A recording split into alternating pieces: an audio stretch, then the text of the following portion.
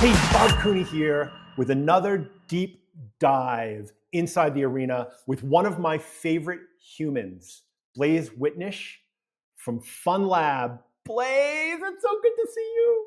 Bob Cooney, the man with the hair. I Just for miss you. you. I'm How are growing you? it out just for you. I'm loving it. I'm loving it. So how are you? I'm really good. As you can see, it's pretty cold. Melbourne weather, typical winter. But I'm really good. Lots happening with Funlab and lots happening with me and lots to talk about. So all Yeah, good here. cool. Yeah, let's get into it. So Okay, firstly though, we all want to know, where are you? it's like Waldo. I should change my name to Waldo. So I am on a private game reserve in Kenya, Only in you. Only you. a, a place called Lake Naivasha, and we're here for 3 weeks. Yeah, it's a long story, but it's an amazing place, and we're going out on game drives every night. And there's giraffes and zebras and warthogs and baboons and you name it. Our first trip to real Africa, and No one that will actually watch this will be surprised. Oh, you're a legend. oh, so good. Very And cool. you're in freezing your ass off in Melbourne, but you're moving soon. I am. I'm super excited. I'm moving the family to LA. The last 3 years I've been busy opening up venues in across southwest of America. So over to LA just to really get that firing and open some more venues. And we open our flagship in Irvine Spectrum kind of end of November. So I'm super excited and get to be a big part of that with our second brand into the US, Hijinx Hotel. So lots happening in our space. Super excited, and yeah, can't wait to get out of the cold. To be quiet, to be Yeah. fair. So Funlab. I've been a big fan of Funlab ever since I kind of discovered you locked down in Australia. I'm not sure how I met. I'm not sure actually how I met. Oh, I guess it was with Zero Latency. That's right. I was working with Yeah, Zero Latency in you the were early days, like 2016, 2017, and Michael correct. Schreiber, who's your CEO, and was in there and doing kind of some investigation, and like that must have been the longest sales cycle for a product ever, because it took a while for you guys to get on board with it. It took a long time, but we opened our first Zero Latency in the District Docklands in Melbourne. The home of Zero, right, near their home base. And yeah, it took a while, but it's been a huge success. And the District Docklands is this weird. They call it like the white elephant of Melbourne, and everyone was like, "You guys are crazy! You're gonna open up Archie Brothers, this new, arcade, FEC style new concept, and you're going to put Zero Latency in there." And yeah, they didn't quite believe it, but it's been a tremendous success for us. Super pumped about it. We kind of proved everyone wrong in Melbourne. Yeah, and it was interesting too, because that was their headquarters, and they had a site already in North Melbourne. And I know they were, Tim was always concerned about, could you put another one in the same city? And now there's three of them, I think, in Melbourne. Is that correct? Yeah, there's three of them in Melbourne, and yeah, it's not a big city. It's like 4.5, 5 million people, and yeah, I mean, just to give some context, North Melbourne, their original location, and the District Docklands is, I mean, you could bike ride there. You're talking kilometers or just 2 or 3 miles away, really. And why do you think that is? What's the pattern there that people should think about? Yeah, I think, knowing your location and then probably the trade area. I mean, North Melbourne's trade area versus the districts was just really different. District Docklands has got a lot of arterials coming straight off. And so your trade area is pulling from the west. And then their location was kind of really pulling more central, more sort of northwest. So once you really understand the location and really what your trade area, primary trade area is going to be, sometimes they can be so different yet so close. And I think that's also the case in in the likes of the USA. So understanding that, I think, is the key to success. And we knew that, and we also knew that the District Docklands, when we researched it, it as a whole pulls like it's a real destination. It has an ice skating rink. Like it pulls like a 45-minute drive away. And so the type of market we would be able to get for a Zero was quite different to what they were seeing. And so what tools do you use? Like, this is something that I think a lot of people don't understand, is there are tools now you can use to try to understand trade areas and traffic patterns. Do you guys have a tool that you utilize to try to figure out when you're looking at something like that's two venues so close together? Yeah, I mean, we use Placer. Highly recommend. I mean, everyone knows what or most people know what Placer is, but if you don't, definitely get on board. It's a fee of around, I think it's around, the US about $20,000 US a year to kind of subscribe to it, which I think is an amazing investment when you're talking about either one location, albeit like us when we have, 50 locations here in Australia, New Zealand. Super powerful tool, and you can identify a hell of a lot around your trade area, around your competitors, around what your consumers and your guests do, either at your competitors or yourselves. Do they eat before you? Do they eat after? Do they eat with you? There's a range of things. Do they go literally from work and then direct to your location? Yeah, I think a lot of people would be, if you're making a multi-million-dollar investment in a venue, I think that's, money well spent, but 20 grand's a lot of money. And I could see a lot of entrepreneurs that are coming into the business being like, there's no way to do that. But there are some real estate companies that use that tool that can help you if you work with like a buyer's agent or something like that, right? 100%. Most of the buyers agents you're dealing with have it. And you just ask, like, if you're doing more like a one location, you're not doing it from an ongoing basis like we are. Any of your decent, buyers or brokers, they have access to that, have access to other data, and you just need them to really be really specific about the kind of information and data you want to pull, and they can pull any type of report for you. Super beneficial, and you should be demanding it, or at least selecting a broker that has one, and you'll know that they're the right broker because any of the good guys have got it. Yeah, amazing. So getting back to the long sales cycle and everything, what was finally the decision to go with zero latency? Like, because I know there was a long consideration process, and what finally Yeah. got you guys to kind of get over the edge? Yeah, it's funny. I mean, Funlab, it's weird because, Australia has, call it 25 million people. We're just like a pimple in comparison to like, a Europe or the US, but we just did a lot of travel. We always have, we've been around for 23, 24 years. And we always looked at, Europe and the US as kind of very directional in terms of entertainment and VR as it came out, who were the best players. And so we tried and tested that much content.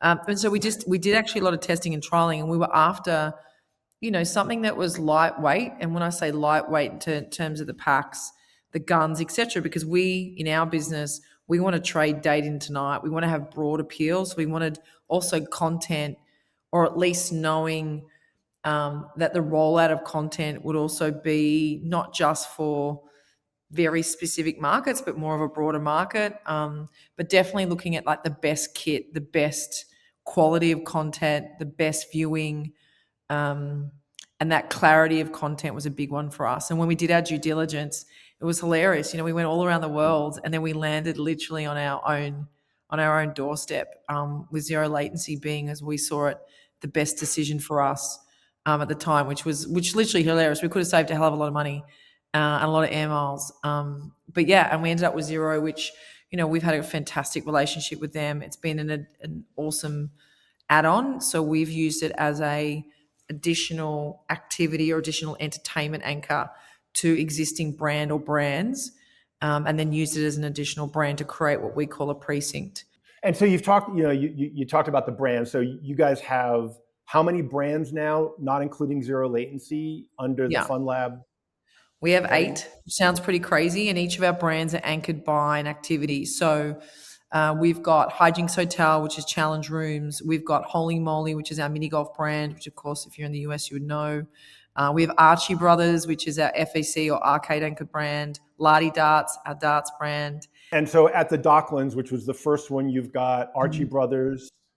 And what other And brands do you have there? Strike. So we've got Archie Brothers, and then Strike, which I didn't mention, is our bowling brand. And then we have Zero Latency. So we have the 3. And they all work, really harmoniously. As I said, you can enter and exit all 3 brands, but they are definitely their own distinct brand, own look and feel, and have their own entry. And, something, we're really proud of, we want to chat about Zero today is we didn't just take Zero and kind of put it into a cold shell and not invest in it. We were obsessed with guest experience, and you know that we talk about it all the time.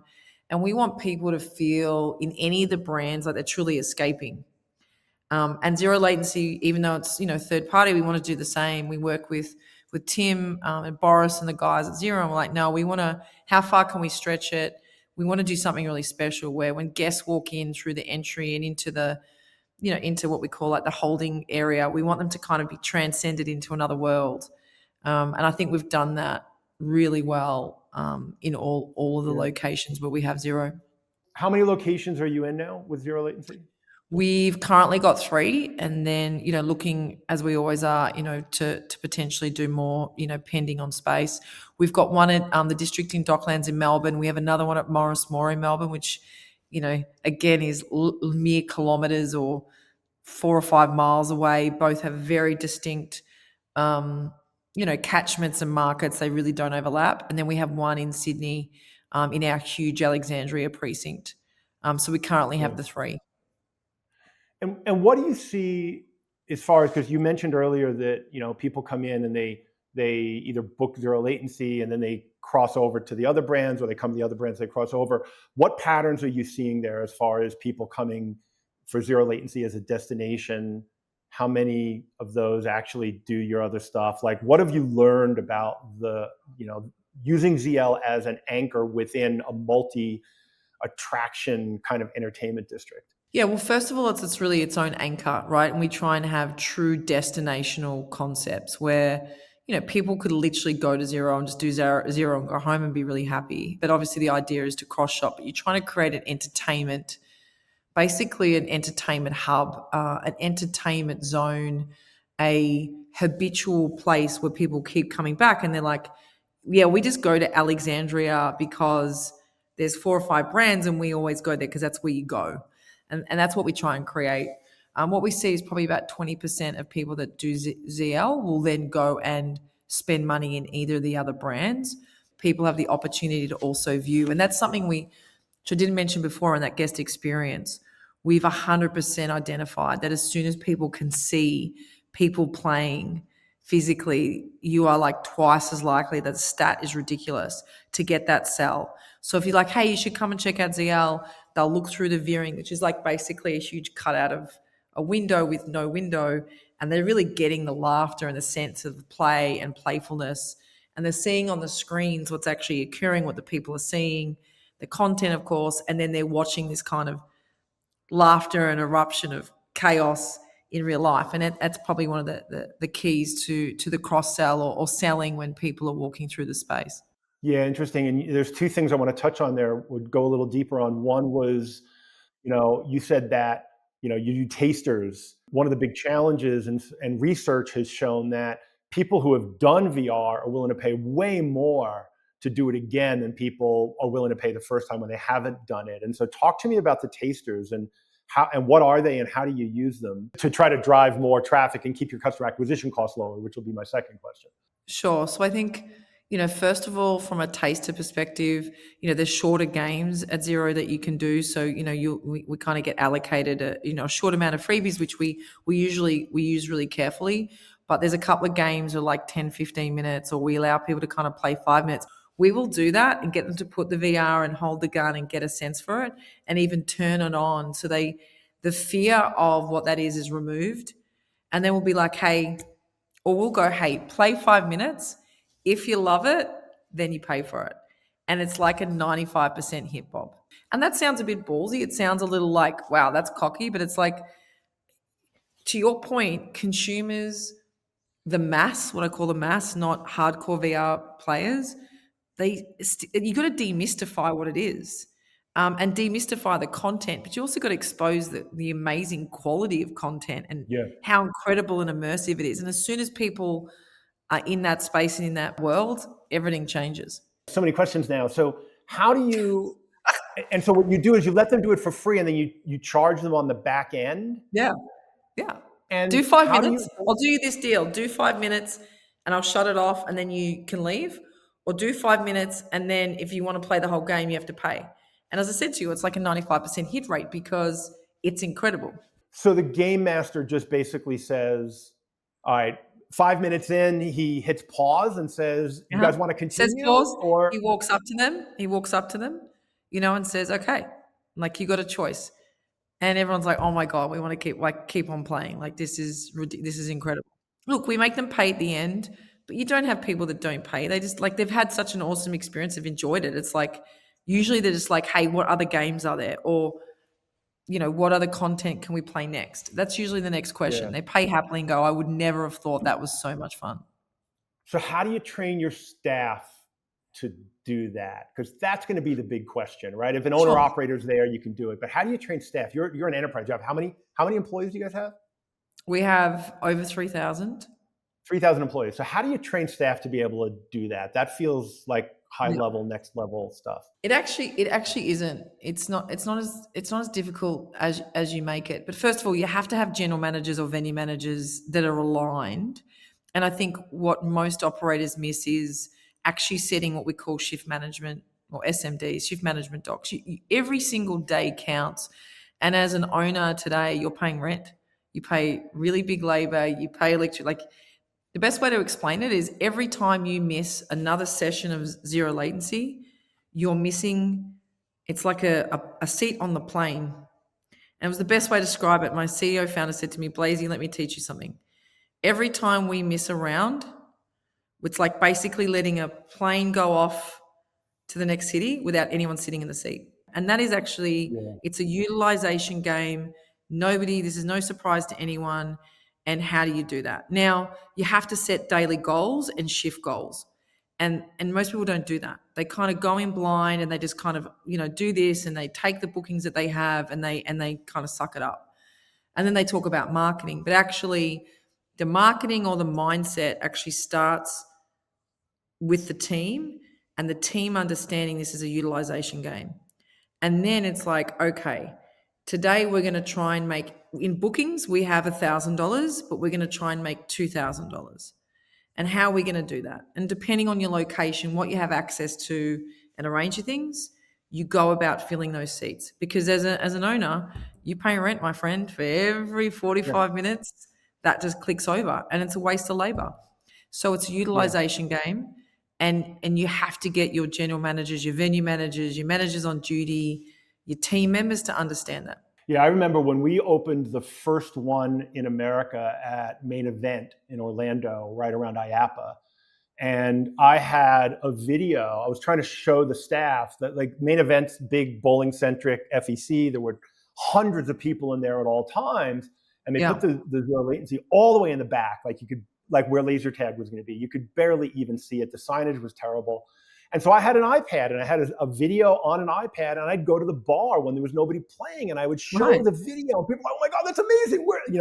But getting staff to do that on an ongoing basis, getting management bought in from the top level down proved to be impossible. And it failed because they couldn't figure out how to freaking, manage the capacity utilization and how to sell it within the venue. Well, I think that comes in like there's other ways, right? Like even laser tag for us, but let's talk about VR for a second. If you've got because of the space and how you've configured it and your zero latency or VRs in the back, well, you've got to bring it to the front. So I would then have even laser tag, but even VR, I would have all of my staff wearing the goggles and wearing the gun. And I'd actually get them to wear like war paint. And I'm not joking. Like my laser tag guys would wear war paint. They like any of my team now, if they watch this, would be laughing, going, "Oh my God, she used to make us literally every team member." Because in one of my venues in Brisbane, laser tags in the back. Like I don't mean like right in the back, Bob. I was like, guys, the only way you're going to sell this is you've got to intrigue the customer. You've got to create curiosity. How many times each hour? What are we trying to do? You're going to have the team aligned to that. And yeah, you do. You want to have incentives. You want to do contra deals with the movie cinema up the thing. And if you sell an extra 10 zero latencies today, this movie ticket's yours. You got to motivate and inspire, but you can't actually do that without goal setting. And I talk about this, about our business and not even about VR. We're actually all just human. And like we're either a consumer or an operator. We're all just human, and human psychology is quite simple. If I asked you, Bob, hey, can you do me a favor, Bob, today, in the next 3 hours, I would love it if you offer every single person that walks past zero latency the taster, the taster rule that we do, every single person, that's all I'm asking you to do. 9 times out of 10, they'll actually do what they're asked. And the problem that I find is that we don't actually ask it. We just have this assumption or expectation that everyone's going to get it. Yeah, it's awesome. So your whole staff is really engaged in sales, it sounds like, and that's something that you train for that? Like, do you train do you have sales training that you have for all your staff? Yeah, this is my most favorite topic because I could talk to you about this forever. Service is selling. Selling's a terrible word. So I just go to everyone, this is my biggest thing. Service is selling. And I'll just give you the perfect example. If I go to the movies and the only thing you ever see is combos, you never see popcorn at $12 and you just see popcorn, Coke and a thing for $32. We all spend a fortune. Do you ever see the single price? I've never seen it. And then a team member goes, hey, and I go, can I have a popcorn? This always happens. Can I have a popcorn? He goes, yeah. Smarter to do the combo though. Now, is that selling or is that just good service? Because he's just informing me that's probably a much smarter combo that I'm going to get. Now, that for me that's service. That's not selling. When I sit down at a restaurant, I always say, or they go, hey, by the way, 2 amazing specials today. The chef's just done handmade pasta and he's also got a ratatouille that is to die for. Now, is that selling or service? The fact that person is informing me of what is on special is service, not selling. And that is actually the key. If you're trying to hammer home the fact that everyone's got to be on sales, it's actually, you want to try and recruit, and it starts at the recruitment level. People that naturally love to serve others. And I did a huge big spiel at this the last conference last year. I'm passionate about it. How do you unearth people and find people that naturally like to serve others? It's actually a natural characteristic that some people really have and other people actually do not have. And if you can, at the recruitment level, unearth that, you are going to have 9 times out of 10 a better chance of winning the game. And it actually starts at the recruitment, and then it's about, okay, actually building a culture of service is selling. Not selling is selling. Service is selling. And giving them the packages too, right? You got to give them the tools as well, right? I mean, the combo meal, the chef special, all of those things are the ammunition they need to make the offer. Because I don't sell in my practice, right? I make offers. Here's how I can help. If you're interested, let me know. That's it. You make the offer. If they want to buy, they buy. This is life. This is not even about VR. This is service is selling. You're someone that's always said to me, I don't need to tell you anything, Blaise. What do you need? I'm like, I really need advice on this. And eventually it comes about that we end up working together in a different format because it wasn't a sell. You actually like to serve others. Bob, you're a great example of that. I, as a party host, I started my career as a party host when I was 17 years old, and I'm still with the same company, same founder, CEO. That's crazy. At the age of 44.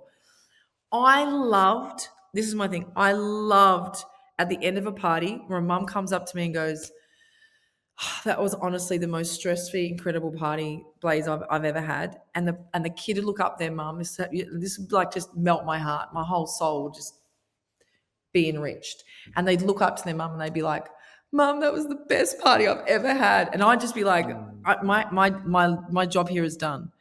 That's not selling. But then every other mum would be like, oh, what was the party like? What was the party like? She's like, oh my God, the party's amazing and you got to get Blaise as a host. You got to find people that like serving others. So let's talk about that within the context of virtual reality, at least initially, and maybe less so now as things have gotten more stable and easy to operate and the tech's kind of solidified a bit.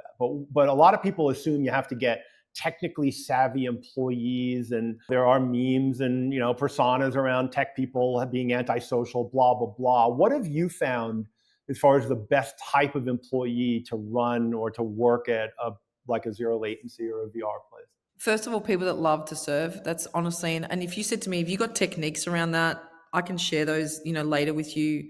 How do you actually recruit for that? It's a really interesting one that I've unpicked over the last particularly 4 or 5 years. Then you've got to find people with personality, because energy is just energy. No one wants to walk into any type of fun space where they're going to escape and have fun with somebody who's deadpan and negative, or gives off a persona of kind of like they don't want to be there. So you're Yeah. recruiting for two things. You're recruiting for someone who likes to serve, and you're recruiting for someone who has an energy. And they don't have to be loud. They're just going to have a positive energy, and they're excited about what that person is going to actually, the moment they're about to have in that space, because that energy will transcend naturally 100%.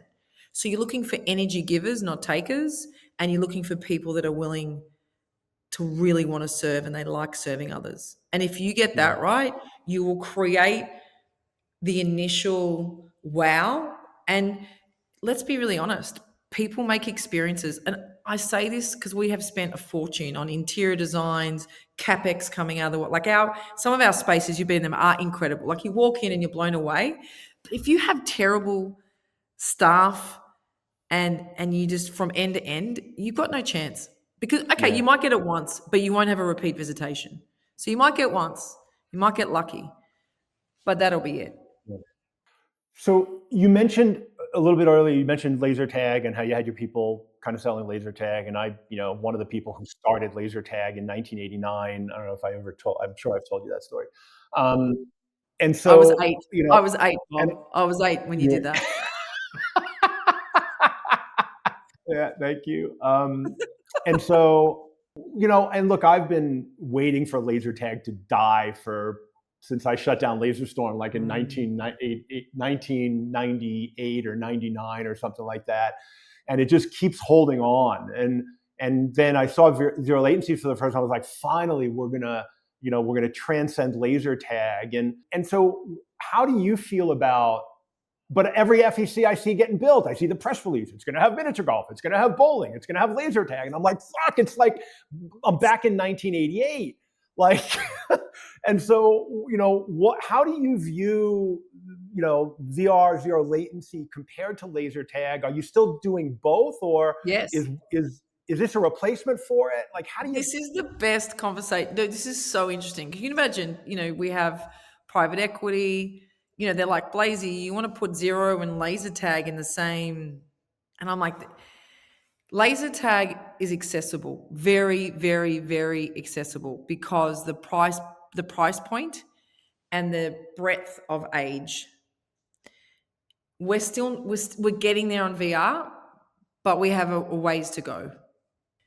One's just a little bit more accessible than the other, but the joyful fun of play and kind of winning and being on a team and that camaraderie or the battle, it has similarities. One is unbelievably immersive and takes you to another land and is exceptional, and I'm talking about Zero. The other feels very kind of, to your point, like 1989. But when you look at the essence of memorable laughter and moments, there's similarities in it. But one is just like elite and the other is more pedestrian, if you get what I'm saying. But the actual internal feeling as a human brings both.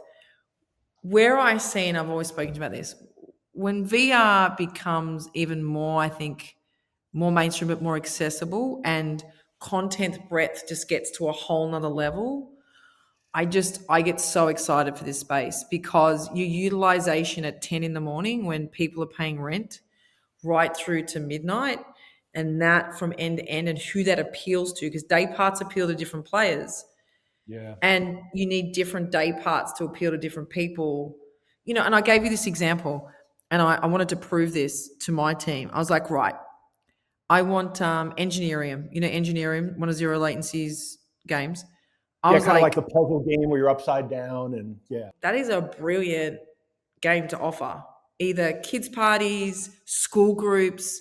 It opens up the world to all of the different day parts. And that for me gets me really excited, because you're taking, I guess, laser tag of 1989, but then you're making it elite and accessible to that next group. And I think the more and more people, as I said, you do VR, and it becomes more mainstream, more and more mainstream. I know for you probably is mainstream, but more and more, it's like, here it comes on a whole nother level that we can't even imagine. Yeah, it's still not mainstream. Like the most recent statistics that I found say like 25% of the people have done a location-based VR experience. And and there's some stats out there that say, 40% of people have VR headsets or something. And those are all bullshit. We know, we've looked at, if you track the sales numbers, that can't be true. And there are people who said, I've done VR, but a lot of that harkens back to the old like cardboard VR days with a phone on your face. And there's such a world of difference from that to zero latency, right? Like you're walking through Warhammer and you're like, holy shit, what is this? So I think the number of people, the percentage of people who have done something as immersive as a zero latency experience are probably still in the small single digits. I think I can't imagine it's more than that. 100%. I think that's where the real excitement for me, particularly with Zero and VR in general, is it's like an untapped world that is only just going to grow and get more and more exciting, and that more and more content's going to come out and be more broad in regards to just who it appeals to, and I get even more excited about that, because for the operators that listen to this, we're an operator, whether you've got one location or 50, it doesn't matter. We're all, as I said, we're all paying rent, we're all paying labor, and it's a utilization game. You want to maximize that, and you want to have as many people through, and so you need to appeal to a broad market. So you talk about accessibility of laser tag versus VR, which is a premium experience and a premium price point. From a pricing standpoint, how are you treating zero latency compared to your other attractions? Because I know you've got share of wallet concerns when you have a multi-attraction facility. I've talked to Dave and Buster's. They always tended to underprice their VR, which drove me crazy, because they're like, well, I don't want a kid to get $20, go spend it in one game, and then come back and say, Mom, I need more money. So they wound up underpricing, which undervalues the experience. And as an operator with multi-attractions, how do you view that? I view it more, you've got to pick your peaks and you've got to pack your gaps. So you want to pick your peaks, you want to hold the experience of something like a Zero at its peak when it's peaking. It's like an airplane, and you've got to see it like that, because it's a utilization game. And so, yeah, you want to fly at 6:00 on a Friday from Chicago to Boston, get ready. But if you want to fly on a Monday at 11, so I feel the same way about that. I feel like to make it more accessible also to a broader market, not just an elite, particularly in tough times that we're all in, right, in a cost of living crisis, you'll give the opportunity in those off-peak periods to broaden the market to people that normally may not be able to afford it. But for people that want to play it on a Friday, they're always going to want to pay on the Friday, and they're okay with paying it. Because there is that market that's still available. How much can you discount the price or premium the price, without undermining the value of the peak? Yeah, let's say, right now it's like $59, or let's just call it $50 just for play. It's kind of a peak in Australia in Australian dollars. I would say in an off-peak, kind of around the $29 mark, and let's call it a Monday, I think is fair and reasonable, where to your point, you're not giving it away for nothing. You still need labor to run it, so it needs to stack. I think that's where you kind of it's like 30 to 40% off, if that makes sense, in those really off-peak periods. And you need to have a supply-demand game. You need to be really aware of your utilization levels and see where that opportunity is.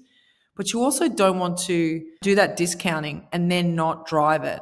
So you need to find a market that's in and around you, whatever that off-peak period is, and go after it. And social media ads is the best way to do that, because you can geo-target, you can find very narrow groups and really narrow in and push that messaging. So it's probably the most cost efficient for operators that are looking at smart ways to do it. That's your smartest game. But you don't want to just kind of do it and then hope again. Now, think about big pools of people or clusters of communities that are in and around your zone, and then draw them. And I literally like a target map, and I'll be like, oh, there's that university, oh, there's the TAFE college, oh, we've got lots of retailers, there's that shopping centre or mall near us. And they start mapping. It's like, okay, on a Monday at 5 or 6 o'clock, who would probably uni students, or even at 2 o'clock. Uni students are like, they barely go to uni. No offense to any uni students. It's like, or midday on a Monday, you've got all these local schools. They're looking for STEM, baby. Like, STEM is the hottest thing globally. What an amazing school group activity that you might get every week at the same time. And those types of groups are golden for what I call underpinning your revenue and having a base weekly revenue for you each week. You have to start there and then you have to go after it. When you get school groups and especially STEM, my assumption is you have to package something with that. It can't just be, a half hour zombie shooting session. Like, how do you go about packaging it to sell it to a school group as a STEM experience? Yeah. Well, I don't worry too much about like creating the kind of scientific or the teaching around it. I'd speak to a teacher and say, "Hey, come and we want you to play. We think this is, there's some information we can give you that you could help put a worksheet together. But kids love learning through play.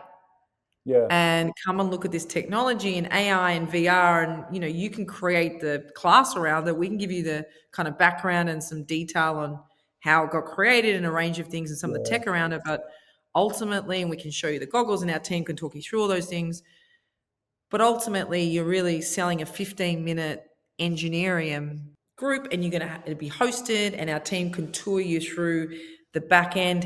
And then they come and play VR for free. You kind of talk them through, hey, this would be the tour. This is the thing that they would do, and it sells itself. yeah, yeah. Brilliant, And what brilliant. happens is, again, from a driving revenue is one school, one teacher that loves it. You end up with a whole school and 3 school years that do it on an ongoing annual basis as a STEM curriculum part of thing that they do. And you Yeah, end up in a really nice baseline revenue of like 5 schools a week. You go from one school, now you've got 5, and you've got this really nice base revenue coming into your business. You need to have a look around what's around you and go after it. You didn't think you were going to get a boring marketing lesson today, did you? no, are you kidding me? This is the shit I love. I love it. And look, and these are the biggest challenges that operators have, is really I marketing this stuff know. and figuring out, Yeah, how do you package it? 23 years, giving you all my good stuff, 23 years of unearthing how this works. How do you guys view VR? Has it changed the business at all? Like, has zero latency changed the way you think about attractions? Because it's a premium product, right? I mean, $50 is quite a bit of money to charge for a 30-minute experience compared to everything else that you guys do in the set, right? I think if you kind of go laser tags, kind of like the accessible pedestrian start, rabbits, Kong, SpongeBob, all those kind of things are kind of, everyone kind of gets a accessible taste. And then I kind of see Zero as like more for us, the kind of 12 to 25-year-old, 30-year-old play. I think when we start, as I said to you, expose more of the content and broaden that, I think you're going to see this really beautiful play in our world into that. Like $12 pedestrian laser tag, memorable moment. Oh, I'm going to try this for like $8 on my card. Oh, this is wow for 3 minutes. Oh, it feels like, oh, wow. I feel like I'm in another world. It's not as scary as I thought. Oh, I really want to. And there's something for everyone. That's how I see that. And it's very different price points and at very different stages in the cycle of experiencing VR. I say laser tag because laser tag isn't VR, but has the gun kind of element and team play and all of those things. So I see it quite as a nice, almost like a life cycle. You're coming to America.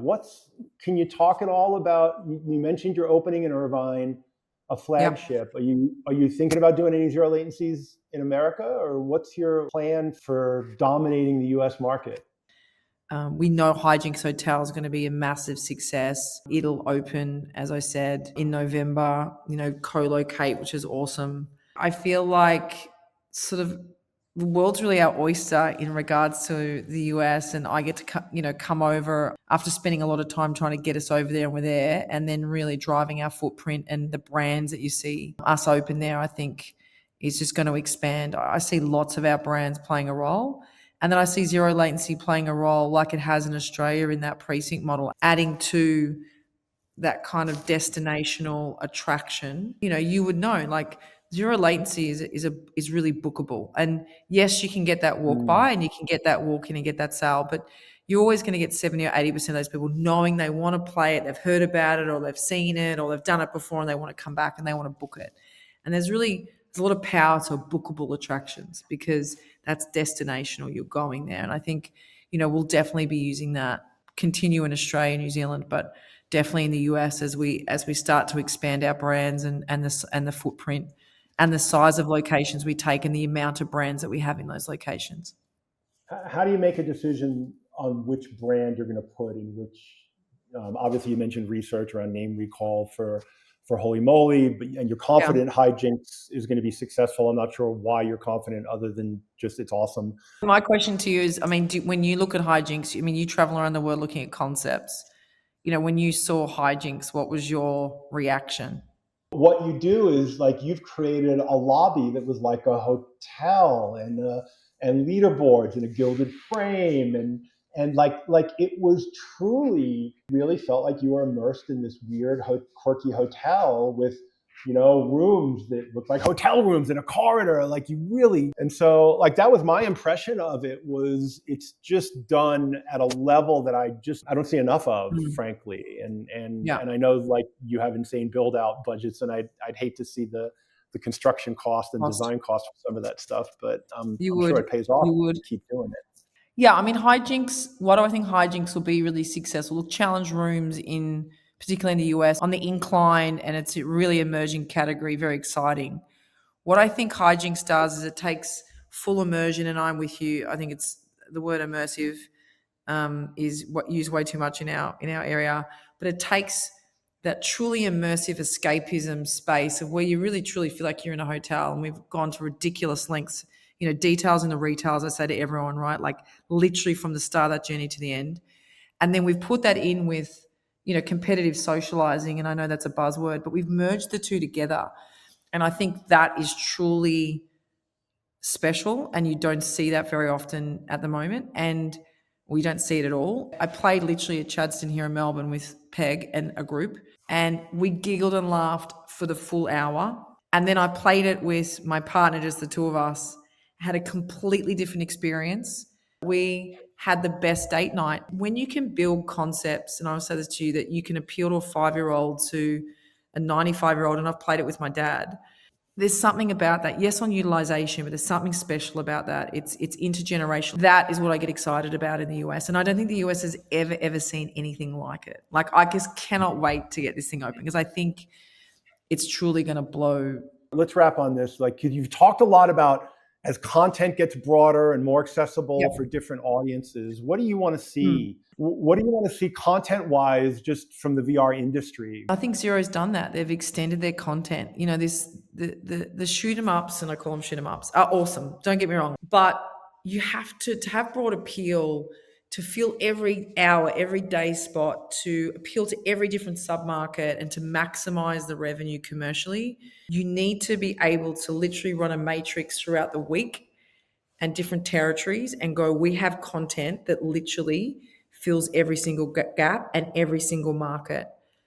And we're allowing the dynamic pricing capability to match that either through limited time. So it's only a 15-minute experience. They're getting bite-sized, but the price is accessible and the content's accessible to that market, to where you're charging a peak at the peak time for something like a Far Cry, which has serious IP and is incredible game. Price point cannot be the barrier to accessibility.